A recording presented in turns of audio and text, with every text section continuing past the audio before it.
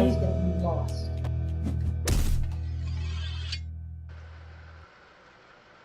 Robert Heffernan, Mangia.tv. Think I'm streaming live. Man, I got to tell you something. Technology has been putting a full court press on me, like one of these NCAA games.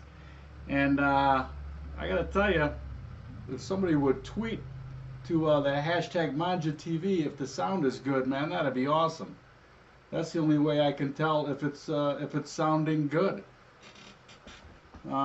So, you know what I did the past couple of weeks is I just went for it. All right, I just hammered it out and then tried to get it together in editing. Not always the greatest game plan. This is CookingVamp 99. All right, 99 CookingVamps, and this is NCAA. Where you're gonna watch the games number 2/2. I'm gonna bring Ron from CleanDrop Mobile on here in a second, but first, a little business. We got to take care of a little business. And first thing first, if you need to buy great wine, CellarAngels.com. Use use Mangia TV, and they're going to take care of the shipping. CellarAngels.com. Small boutique wineries in Sonoma and Napa, in California. Just fantastic wine. No neighbor's wine cellar is going to have better wine if you start buying from Cellar Angels. So please buy from Cellar Angels. Part of the proceeds go to a charity of your choice. You can't do wrong with that. Sip, save, and give at CellarAngels.com. If you're in Chicago, I know the wind's been blowing a lot in Chicago, but if you're in Chicago and you want to take a heli tour, mention Mangia, get $10 off of that heli tour ride in the great city of Chicago. All right, so let's talk bracketology, NCAA hoops, and also where you've been watching the games, because I got some information. All right, I got information about the Bend region. First of all, let's use a little technology and call in Ron from CleanDrop Mobile.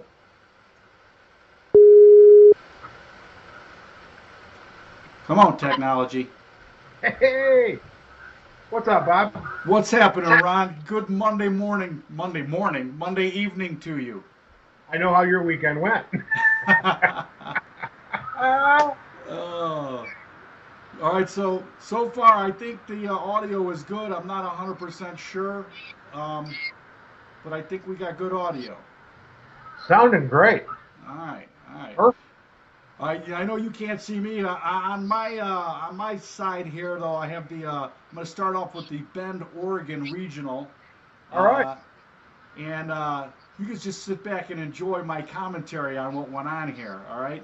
Well, I'm actually. I got your background here. I'm doing dual technology here. Oh, I love it, man. We're like the U.S. Navy, man.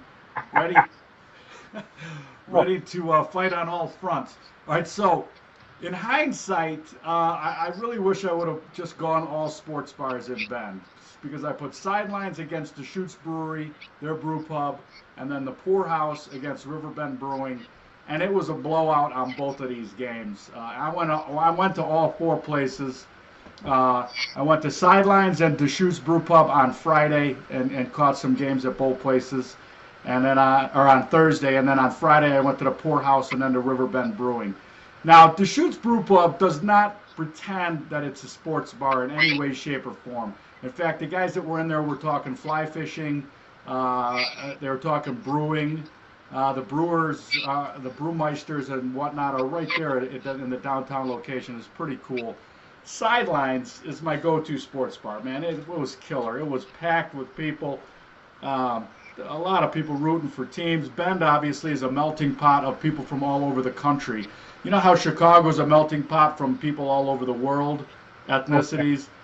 Bend is a melting pot of, people transplants from all over. Not very many Bendites that grew up here. So anyway, Sidelines was great. Their food is fantastic. They got the best sliders in town. Their wings are fantastic. They got probably, of their 15 taps, they probably got 13 local beers and ciders. So it's just an awesome joint, and the shoots, it's a nice place. They had some TVs, but it's definitely not a sporting viewing situation. So Sidelines blew them out. They moved ahead. Now on the other side was the Poorhouse, which is a local bar, and they just took over a what the heck was the name of the chain? A Fat Tuesdays chain. They took over their space, and they're great, man. Great screens. The guy smokes all his own. I had a smoked corned beef sandwich that was to die for. Oh, he just killed it with the smoked corned beef. And so that was fantastic. Then I went to Riverbend Brewing. Now, Riverbend Brewing, they're trying to be a sports bar and a brew pub, right? They got great TVs. The beer is phenomenal, man. It's one of my favorite local brews. It's a great beer. The food is, it's okay. But this is what really got me going. Really got me going at this joint. They got, tons of TVs, 3 or 4 games going, right? But the audio they're playing, they have on the Pac-10 network, which has a fogged out baseball game going on. I'm like, who is running the show in this joint? We got a fogged out baseball game that's the audio with all these incredibly entertaining games going on. So they definitely got blown out by the Poorhouse. In hindsight, I wish that we would have gone with my other 2 sports bars that I love here in Bend. One's the Summit Lounge, and the other one is called the Hideaway Tavern. Can't go wrong with a name like that, the Hideaway. Right, the Hideaway Tavern. So that's the Bend bracket. We move Sidelines against the Poorhouse, going head to head next week. I'm going to spend some time at both of them because, Ron, I'm I'm full service here. I'm ready to get into the trenches and figure this stuff out. Well, hey, my pick was the Poorhouse. Just out there throwing darts. My pick was the Poorhouse. Let me tell you, the smoked meats that they got going, unbelievable. Hold on a second. We lost your. There's your. I cannot edit out the Skype thing. I need your pretty face in there. Oh, thank you. Yeah, so it's going to be a tough matchup next week between Sidelines and the Poorhouse. I got to tell you, I'm going to have to spend a lot of time at both places just to make sure that I get it right. It's a tough job. It's a tough job doing the field research.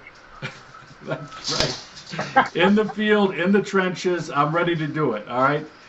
So that was the Bend, Oregon regional. Now I'm gonna need your investigative journalism for the next bracket, and I know you have it because we have the fast casual regional, and we had Applebee's head up against Chili's, and TGI Fridays heads up against Hooters. So first, Applebee's Chili's. I know that we talked about some health department scoring to bring us through this bracket, and let's just so who wins that game? I already know who won it because you already told me. And I got it in the bracketology. I got Applebee's already moving forward. Tell us a little bit about their health department scoring. They seem to have a commitment. They worry about it. They've got a couple of people who really care at corporate about that image. Social media means a lot to them, and their health department scores show it. It wasn't even close. It really wasn't even close. Hasn't been. The Hooters, it's a tie there. But, you got to weigh that whole thing. Who has the most amount of grease flying in the air? So that bracket's going to end up in an Applebee's section, I think. All right. So we got Applebee's heads up against Hooters next week. I would like to partake in this one too, but we only have an Applebee's here in Bend. We don't have any of the other 3. How about that? As far as fast casual, no Chili's, no TGI Fridays, no Hooters here in Bend. So Applebee's is, from my point, is going on through to the Final Four. But we'll get back to that next week, and it's nice to hear that somebody's really committed to it on the health department side of it. Anyway, and let me ask you this, and you can tell the people the easiest way to see those scores is at dininggrades.com. Yes. Dininggrades.com. It was a busy week for us last week, checking on all the stadiums. Make sure that food safety had been recently done, like that week. So those hot dogs, overpriced as they are, were safe. Food trucks, all those sports bars around Yeah, it was a busy week, but dininggrades.com. That's where we live when you want to find that stuff out. All right, beautiful. All right, let's move on. We got our bracketology, and we got the Chicago regional. All right, Division Street against Milwaukee. Hold on, I got to use some more technology here, and I want to be able to see this on an edit. Aha. All right, there we go. Wrigleyville. Yep. Come on, technology, stop it. There we go. We got Wrigleyville moving through over Old Town, and that was a tight ball game there. I mean, a lot of folks on both spots. What was the weather like in Chicago? Because it was gorgeous here. It was cold. It was snowy. It was a great 4 days of inside the ice cave watching a little basketball. Taking the snow off the top of the Pizza Boy delivery.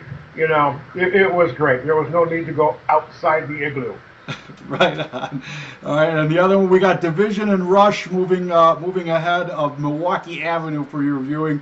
I did have some fun reach outs with people that wanted the West Loop. They're like, "Where's the West Loop?" I said, "Listen, the West Loop lost to Melrose Park, who lost to the South Loop. West Loop didn't make it. So in our regional final here, we got Division/Rush Street versus Wrigleyville. That one could go down to the wire. In fact, that's not a bad one to go to both places. It's going to be close. There could be overtime. We have to spend more time in more bars just to get a verdict. Got to help the overtime. All right, so let's talk a little NCAA basketball, because I know first of all, my hat's off to you. You would talk no further than Gonzaga last week. I, on the other hand, opened my mouth very, very wide, and there's a large Mangia rubbed crow stuffed into my mouth right now, as Michigan showed up and made it to the Sweet 16. I can't believe how well they did. And I picked Villanova to win it all, and they've already cashed their chips. Let me ask you this, by the way. What's the name of the coach for Villanova? Wright? Is that right? Yeah, I think so. Anyway, we can call him at home. He's actually probably sad that he's out, but I can't imagine how much money CBS pays him to come in as an analyst. He's got to be one of the highest paid coaches that come in if his team loses. So even though his team's out, he's going to be ringing the register huge. Yeah, I mean, how tough a gig is that? I'm sorry, guys, we lost, but I got to be on TV tomorrow. Exactly. There's a 6-figure check waiting in my mailbox. You guys have fun with finals or midterms, and I'll see you next year. I'll see you back in the cafeteria. Jay Wright, that's his name. Yeah, Jay Wright. Good-looking man, and very knowledgeable about basketball. His players just, they just didn't show up, man. He knew he was in a dogfight in that game too early. You could see on his face. So, anyways, I had them going all the way. The only one I did get right was Duke bowing out early, as they had their glory in the championship of the ACC. So, I did get that one right. But otherwise, my brackets are demolished. I've done well. I picked underdogs pretty much all the way through. I fell apart on Arkansas over North Carolina. I came this close, but I had Nova going. The interesting part is, I think right now with watching, U of M doing that run, every other team is going, okay, well, if we fly somewhere, how do we get the plane to skid off the runway so that we can get some of that karma mojo, Right, exactly. Because that's the work. We need a faux emergency to bring the team together. Because everybody's picking that bracket, just putting Michigan in there going, team of destiny. I think the destiny's over with in the next game. But, all right. Brackets are busted. It's, Wichita just about rang that number 2. That was great. The Shockers. Right. Yeah, Kansas is the only one that looked like they actually are knighted a number 1 seed and played that way. I mean, yeah, I got to tell you what. After watching Kansas, I thought, you know what, They always say they'll fold. That team is insane, man. They got some insane talent on that team.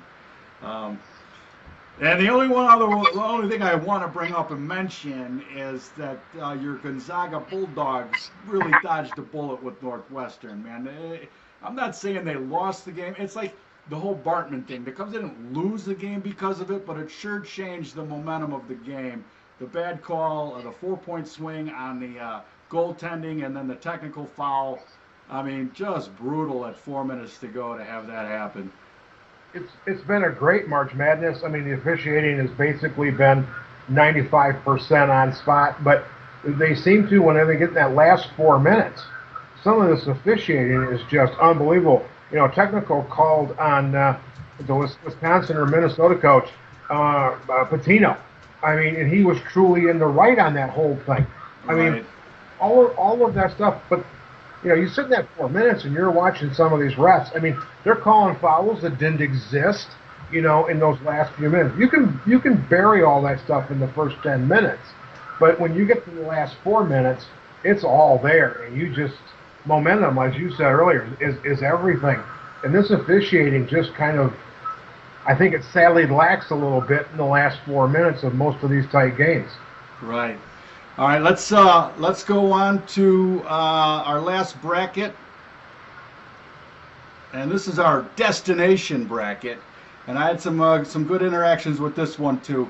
We got Las Vegas beating Miami. I think you were right. The tiki bar is the only thing to do in Miami, especially if you spent the winter up north. You're not sitting in a bar. You're outside. So Las Vegas blew that away. But the upset of upsets for the brackets on Where to Watch Games was Vail overcoming Phoenix, the host city. So my friend, the Jersey Kid Picks on Twitter, a sports handicapper, he went Vail all the way.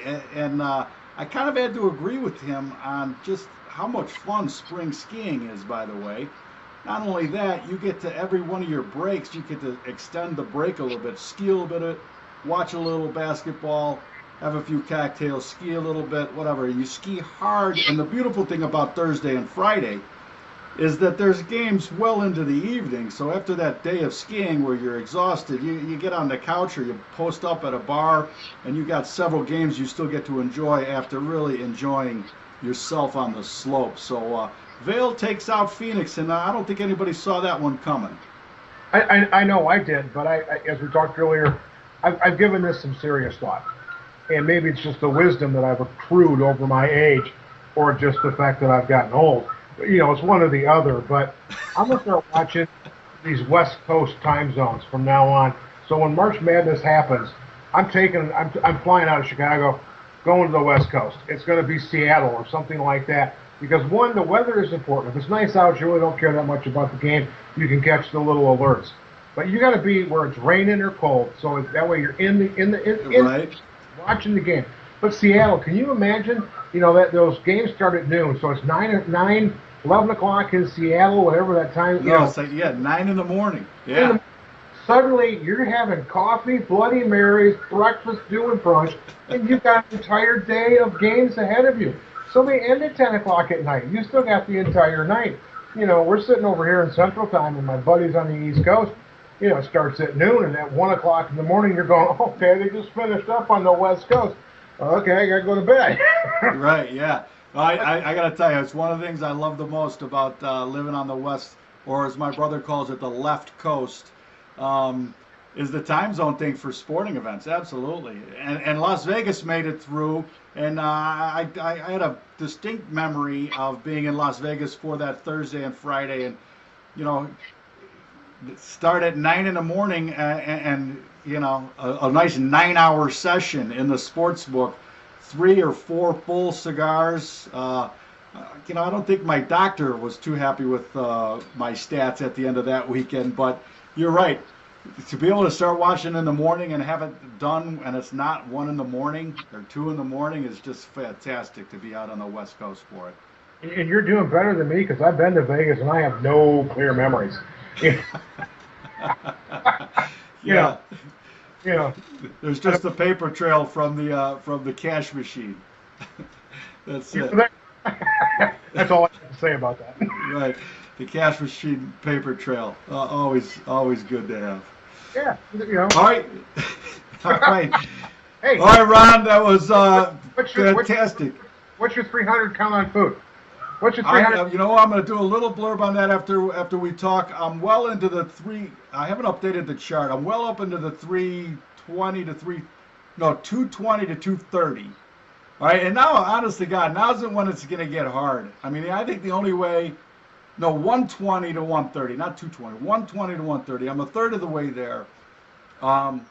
But it's going to start to get hard. I mean, I'm starting to add, I'm really relying on the different beers, ciders, things like that are available because, I mean, even you go to the natural grocers or even Whole Foods, I mean, there's still a limited number of vegetables, and that's really where you're going to be able to excel at this available. I mean, it's just hard. I mean, I added purple carrots, bok choy, caraway seeds, avocados.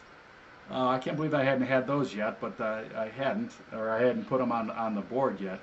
But it's going to get fun and interesting here to try to stretch this thing to 300. Hey, cast iron. Sunday morning was a cast iron skillet, a little Angry Orchard just to get that little apple base in there. Right. Some pork belly with a little pepper and brown sugar to finish it. So you got like 5 things there. Well, there was no veggies. I mean, come on.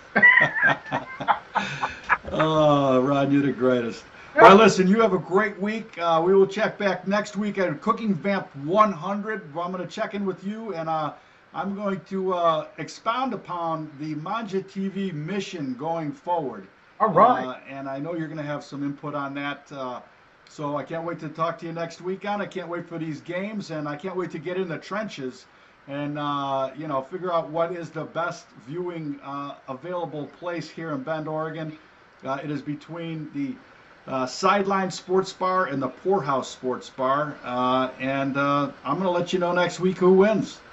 And the people who missed this tonight because they had something else, we're going to be posting this on CleanDrop all week, pushing it so people can catch this riveting repartee.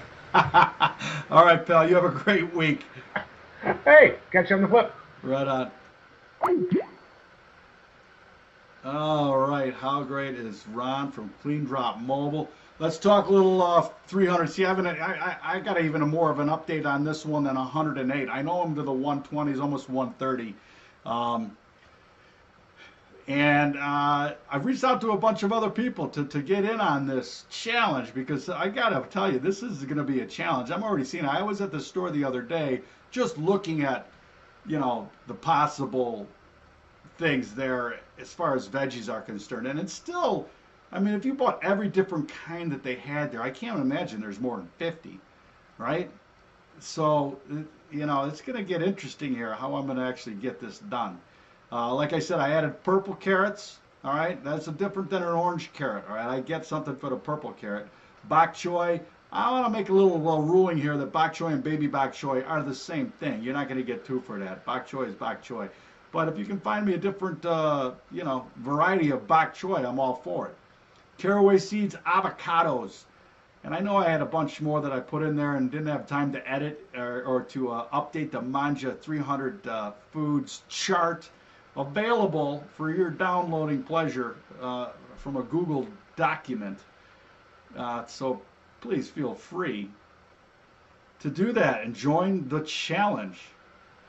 All right, still winter here, though spring has arrived for sure. I did get about, a 6-mile skate ski on yesterday. Yeah, yesterday. And that was fantastic, right? I got the skate ski. I put it in between a couple of games and still got a ton of game viewing. The other thing I want to talk about, a few news items, all right? I'm going to start adding a few news items when they come up. First one, did you see this Brazilian beef or meat scandal? Once again, I mean, government, big industry, lots of trouble. Bad ideas. major meat producers putting cardboard in their meat. All right, I don't know how the heck that gets by, or if you're buying, I guess if you're buying food that you can't tell whether it's meat or cardboard, maybe you should change the kind of meat that you buy. That's just was one of my first thoughts. It's like, how the hell do you not know that's not chicken, that's cardboard? I don't know. I'm still thinking that local, small farms are maybe a better way to go. All right. And the other one, the BBC released a study from the heart healthiest people on the planet. All right. These people blow away the previous heart healthiest people, which were Okinawa Japanians, the Japanese from Okinawa. These people heart scores are off the charts. It's Bolivian, indigenous Bolivian people that live in the lowlands. They're hunter-gatherers. They do a little corn growing. They fish the river deltas and the jungles. But the interesting thing was that they get like 72% of their calories from carbohydrates. All right, very high carb diet, and very high carb diet. Well, most people would say, well, that's terrifically unheart healthy for you, but it's all natural, tubers, vegetables, and then they get their meat. It's all natural, not industrial grown. But the other thing is the average male gets 17,000 steps a day. If you put a little pedometer on them, count their steps, 17,000. Females, 16,000 steps a day. They are moving every day all over the joint to find their food, I guess, and to farm and to do what they need to do. But incredible heart scores, like 0 plaque at 45. 80% of the people at age 65 still no heart plaque. And people 65 and older still getting over 10,000 steps a day. We are talking an active bunch of people.